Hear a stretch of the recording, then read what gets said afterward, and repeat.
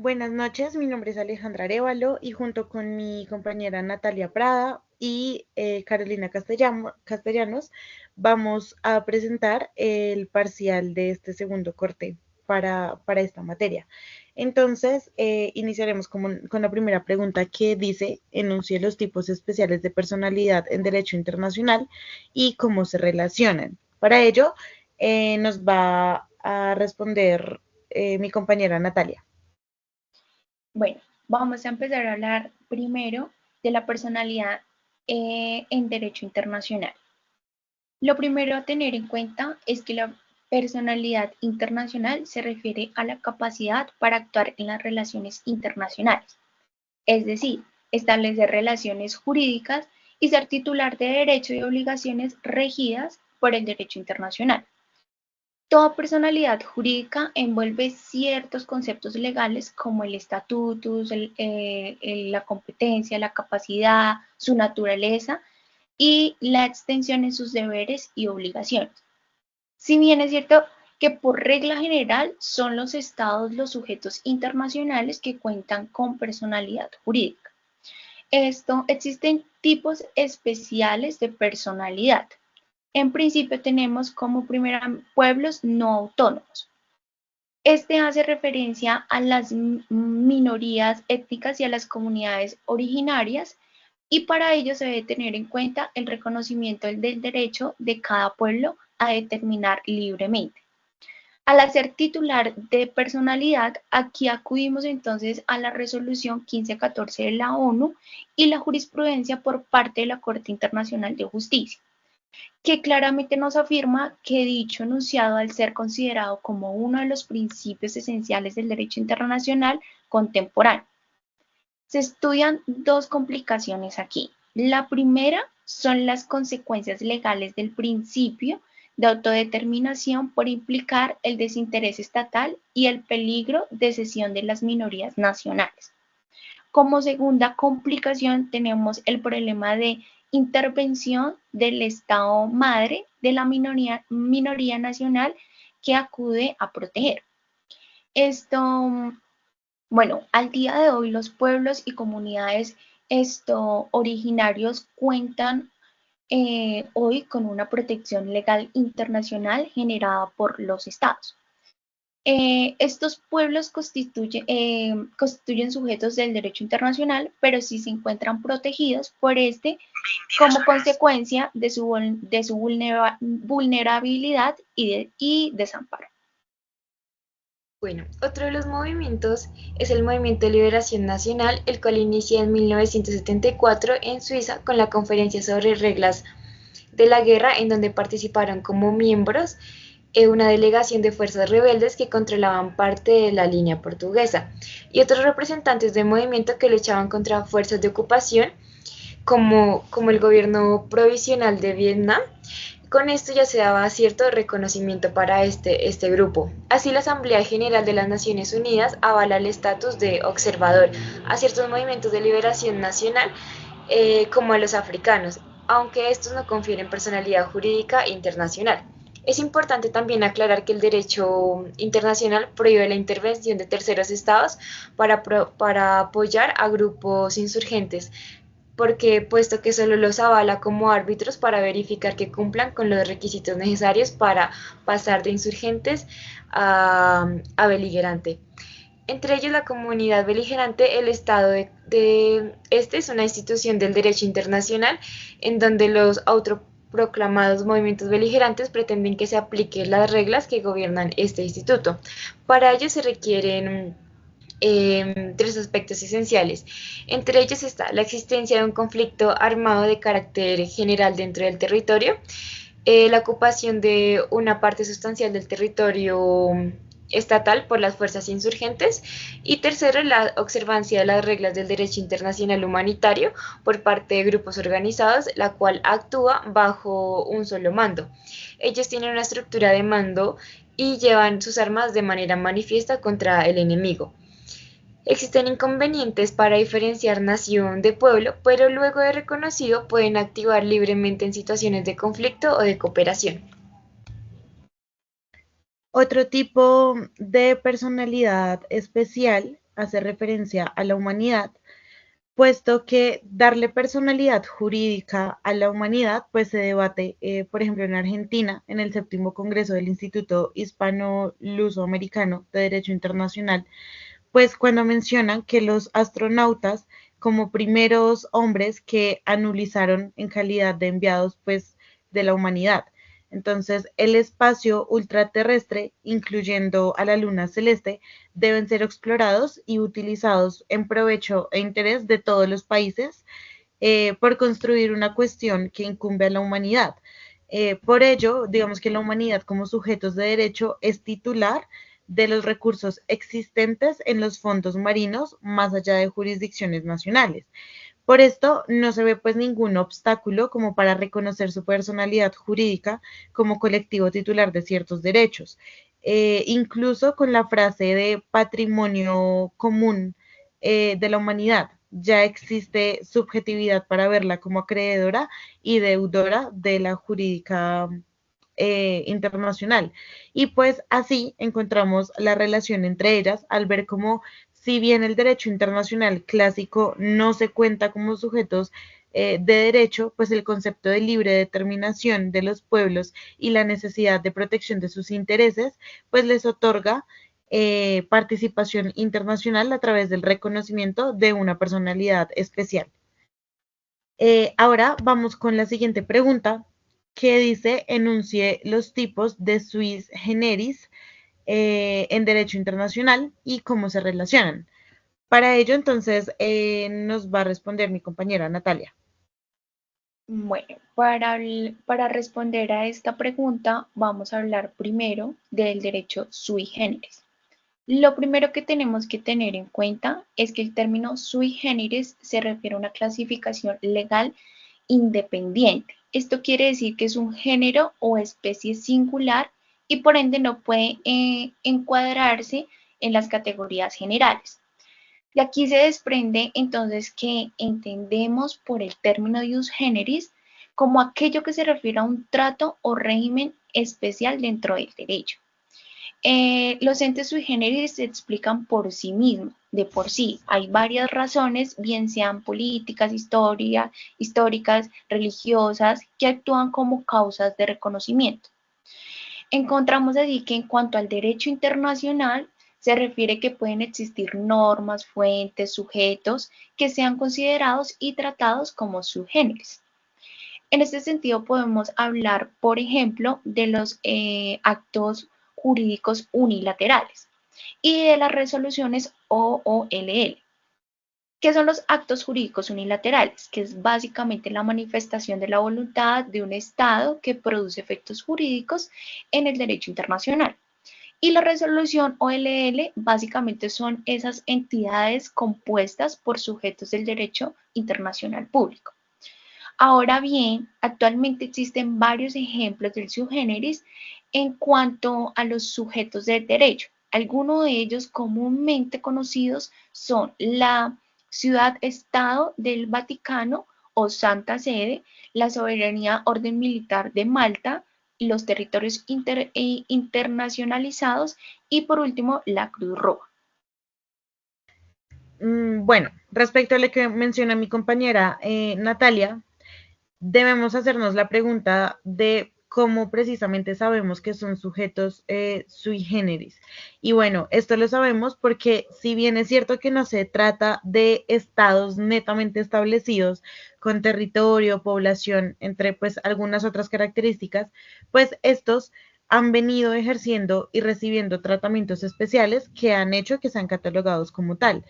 Es necesario tener en cuenta que para que se aplique el sui generis, pues los demás estados de la comunidad internacional deben reconocer estas facultades por medio de un tratado o un reconocimiento constituido. Entonces, de los ejemplos que mencionaba mi compañera, es necesario recordar que en principio solo eran considerados sujetos del derecho internacional los estados, pero este margen pues se ha venido ampliando, incluyendo como otros sujetos, como algunas organizaciones. Entonces, de lo que mencionaba Natalia, la Orden, por ejemplo, de Malta, mantiene relaciones diplomáticas con un centenar de estados que le reconocen privilegios e inmunidades diplomáticas derivadas del derecho internacional consuetudinario, lo que pues la ubica como sujeto sui generis. O, por ejemplo, en el caso de la Santa Sede, cuando la Iglesia Católica realiza tratados internacionales que son denominados concordatos, pues también tiene derecho a enviar y recibir agentes diplomáticos y pues además de esto cuenta con una estructura tanto interna como internacional. Otro de los ejemplos fundamentales es la fuente del derecho internacional, el cual se constituye en la Carta de las Naciones Unidas, ya que es considerada como un tratado sui generis que da efectos constitutivos como creadora de la ONU. Un ejemplo de la norma del derecho internacional es, bueno, lo primero a tener en cuenta es que las primeras aplicaciones legales del término sui generis vinieron del Parlamento Europeo cuando en 1993 buscaban proteger las bases de datos. Segundo, el ejemplo específico de una norma que sea considerada sui generis es la protección jurídica, especialmente sobre la base de datos mediante la Ley 5 de 1998, la Ley de Propiedad Industrial, que se dio en España. A través de ella se persigue la defensa a través de la inversión contra la apropiación inautorizada de los resultados conseguidos, allá donde no llega el resto de autor, el derecho de autor. Con ello se encuentra que el derecho sui generis constituye un nuevo derecho afín muy sólido que pretende evitar la piratería en la base de datos y fomentar el aumento de la producción de este sector. Su finalidad es proteger las fuertes inversiones en productos de gran utilidad si su creatividad es positiva.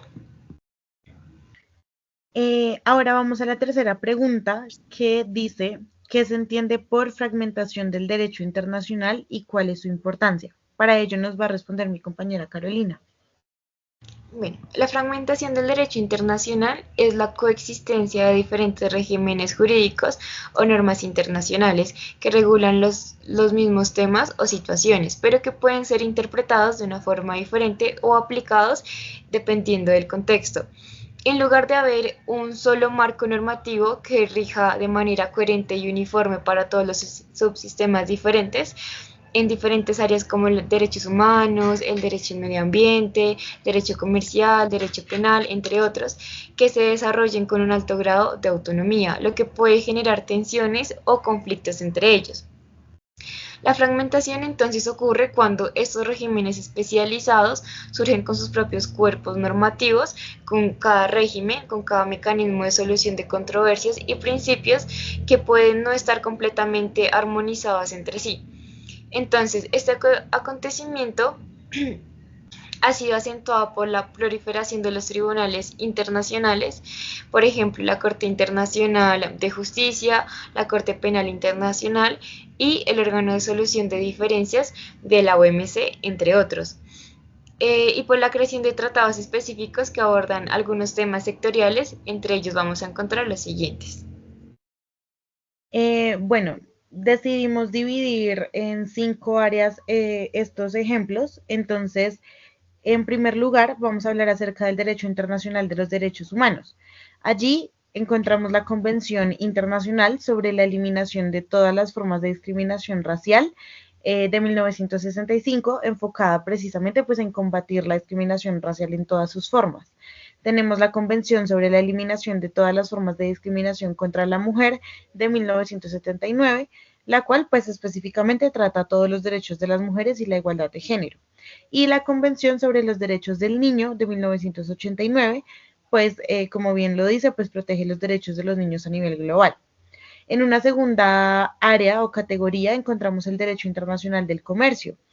Allí tenemos el Acuerdo General sobre Aranceles Aduaneros y Comercio de 1947, el cual pues establece normas para el comercio internacional y busca la reducción de aranceles y barreras comerciales. Encontramos también el Acuerdo sobre la OMC, Organización Mundial del Comercio de 1994, generando un marco global que regula el comercio internacional y resuelve disputas internacionales comerciales entre los Estados miembros. Y encontramos los tratados de libre comercio, que son acuerdos regionales o bilaterales, como el tratado entre México, Estados Unidos y Canadá, el acuerdo transpacífico de cooperación económica, entre otros.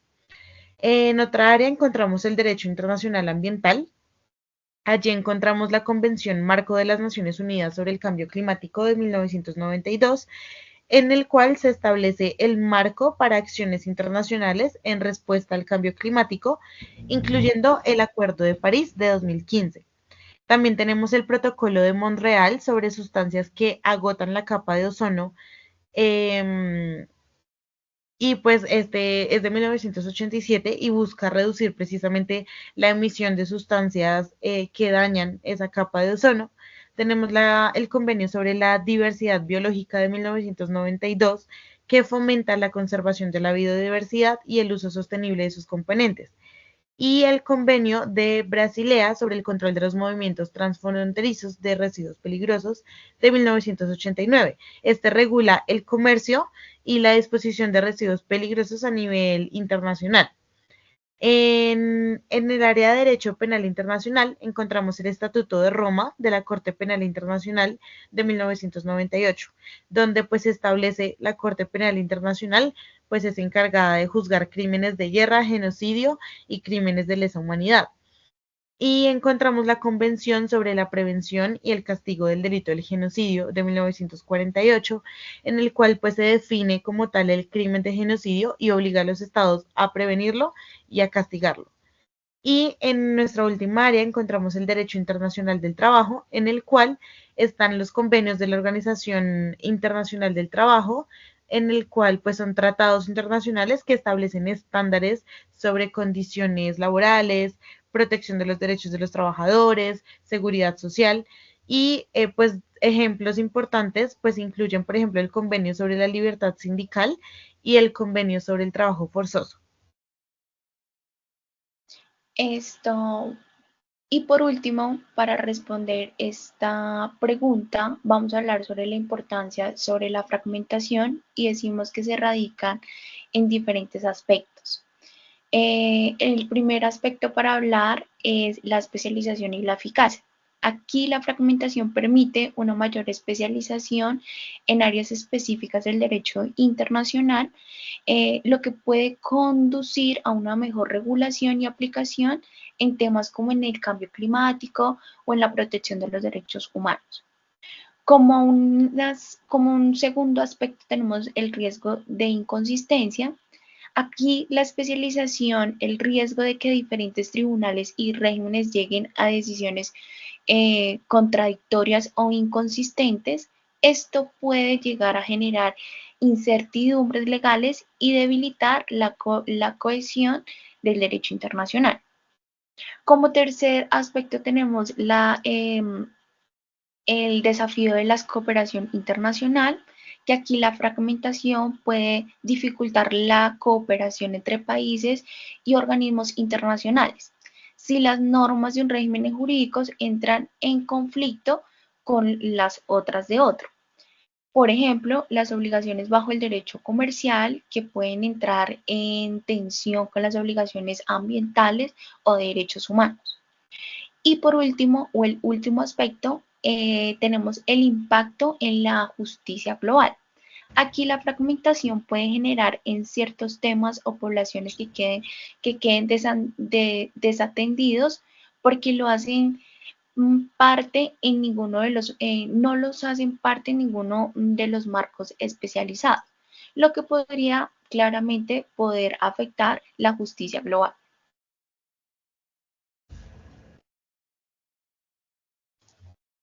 Listo. Y ahora vamos a resolver la última pregunta, que es ¿cuál es la importancia para América Latina al tener una convención de derechos humanos?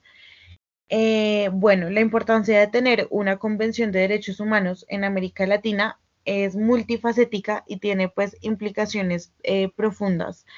y son varias. Entonces, la primera se refiere a la protección y promoción de los derechos. Entonces, una convención de derechos humanos establece un marco legal que protege esos derechos fundamentales de todos los ciudadanos y pues esto es crucial en una región donde históricamente pues han existido violaciones graves a los derechos humanos como con torturas, desapariciones forzadas, ejecuciones y pues entre otros. Como un segundo aspecto, tenemos el fortalecimiento de la democracia, en la cual pues la existencia de un marco de derechos humanos contribuye a la consolidación de democracias más fuertes, puesto que al garantizar los derechos políticos, civiles y sociales, pues se fomenta la participación ciudadana y se limita el abuso de poder por parte del Estado. Bueno, como tercera implicación tenemos los mecanismos de rendición de cuentas. Aquí las convenciones suelen incluir mecanismos para investigar y sancionar violaciones a los derechos humanos. Esto es vital para garantizar que los perpetuadores rindan cuentas y se genere justicia para las víctimas, lo que también ayudan a prevenir a futuros abusos. Como cuarta implicación tenemos la promoción de la equidad social. Aquí decimos que al abordar cuestiones como la discriminación, la pobreza, la desigualdad, las convenciones pueden contribuir a mejorar las condiciones de vida en comunidades marginadas y vulnerables, promoviendo así un desarrollo más equitativo. La quinta implicación es la cooperación internacional. Aquí decimos que una convención regional puede facilitar la colaboración entre países en materia de derechos humanos, promoviendo el intercambio de buenas prácticas y el apoyo mutuo en las implementaciones de políticas efectivas. Bueno, posteriormente tenemos la implicación de conciencia y educación, la cual se enfoca en la existencia de un marco formal que puede aumentar la conciencia sobre los derechos humanos entre la población, fomentando así una cultura de respeto y defensa de estos derechos desde una edad muy temprana. Como séptimo, tenemos la respuesta a la crisis humanitaria. Esas situaciones de crisis, como conflictos armados o desastres naturales, una convención puede girar las respuestas humanitarias asegurando que se respeten los derechos fundamentales de las personas afectadas a través de diferentes herramientas de guía. Dicho lo anterior, una convención de derechos humanos es esencial para promover un entorno donde se respeten y protejan los derechos individuales y colectivos de la sociedad, contribuyendo así al desarrollo social, político, económico sostenible en América Latina.